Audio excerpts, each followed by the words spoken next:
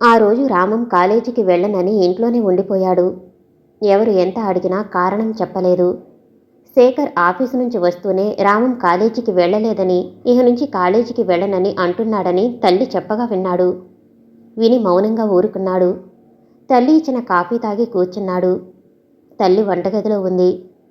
శేఖర్ తమ్ముణ్ణి పిలిచి దగ్గర కూర్చోబెట్టుకున్నాడు. ఏమిటి కాలేజీకి వెళ్ళను అన్నావట? అవును, తల వంచుకుని మెల్లగా చెప్పాడు. ఎందుకని? పరీక్షల ముందు మానేయటం ఏమిటి? నాకు ఇహ చదవటం ఇష్టం లేదు. నీకు చదవటం ఇష్టం లేకపోతే పరీక్షలు అయ్యాక మానేయి. సరిగ్గా మధ్యలో మానేయటం ఏమిటి? నీ చదువుకి ఉద్యోగం కూడా రాదు. రామం మాట్లాడలేదు. తల వంచుకుని కూర్చున్నాడు. రామం, అసలు ఏం జరిగింది? నాతో చెప్పు. నువ్వు కాలేజీ ఎందుకు మానేసినట్టు? నన్ను చూసి అంతా నవ్వుతున్నారు అన్నయ్య. నవ్వుతున్నారా? ఎందుకు? అక్కయ్య వెళ్ళిపోయింది అని. రామం, అతను గాఢంగా నిట్టొచ్చాడు. కళ్ళల్లో బాధ కొట్టవచ్చినట్టు కనిపించసాగింది. ఒక్క క్షణం అతను ఏం మాట్లాడలేకపోయాడు. రామం ఈ లోకం తీరు అంతేరా. నవ్విన వాళ్ళని చూసి ఏడుస్తుంది, ఏడ్చే వాళ్ళని చూసి నవ్వుతుంది. అవన్నీ మనం పట్టించుకోకూడదురా. మనల్ని కానట్టు తలవంచుకుని ముందుకు నడిచిపోవటమే ఉత్తమం. అది కాదు అన్నయ్య అంటూ ఏదో చెప్పబోయాడు రామం. నాకు తెలుసు రామం. నన్ను చూసి చాటుగా ఇలాగే నవ్వుకుంటున్నారు. రోజులు బాగుండకపోతే కర్రే పాము అయ్యి కరుస్తుంది. మన రోజులు అలాంటివి. నేను ఆఫీసుకి వెళ్ళి వస్తుంటే ఎన్నో మాటలు వింటున్నాను. ఈ చెవిని విని ఆ చెవిని వదిలేయక తప్పటం లేదు. నువ్వు చదువుకున్నావు కాబట్టి కాలేజీ మానేస్తానని, ఇక చదవనని తేలిగ్గా చెప్పగలిగావు. నేను ఉద్యోగం చేస్తున్నాను.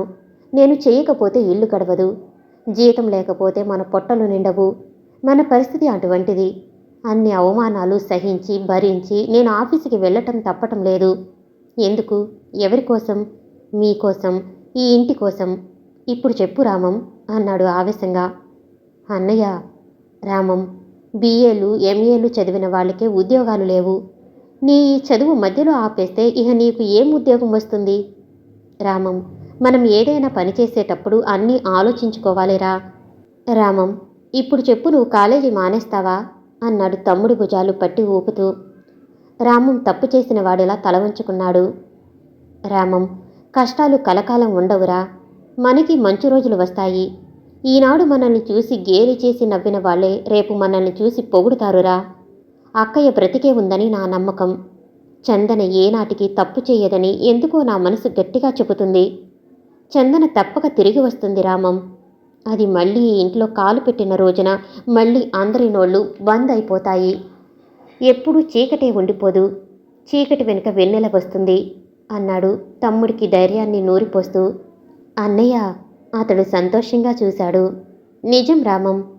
అన్నయ్య, నేను ఇంకెప్పుడు చదువు మానేస్తానని అనను. నీ మాట తప్పక వింటాను. నిజంగా అక్కయ్య తిరిగి వస్తుందని నువ్వు చెప్పిన మాటతో నాకు 1000 ఏనుగుల బలం వచ్చింది. ఎవరు ఏమన్నా, ఎందుకు ఎన్ని అవమానించినా లెక్క చేయక అక్కయ్య రాక కోసం ఎదురు చూస్తాను అన్నయ్య. తమ్ముడి భుజం మెల్లగా తట్టాడు. రామం అక్కడి నుండి వెళ్ళిపోయాక శేఖర్ గాఢంగా నిట్టూర్చాడు.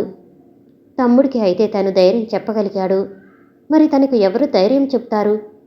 చందన వస్తుంది అని చెప్పాడు. నిజంగా తను బ్రతికి ఉంటే వస్తుంది, కానీ ఆమె ఈ లోకాన్ని విడిచి వెళ్ళిపోతే?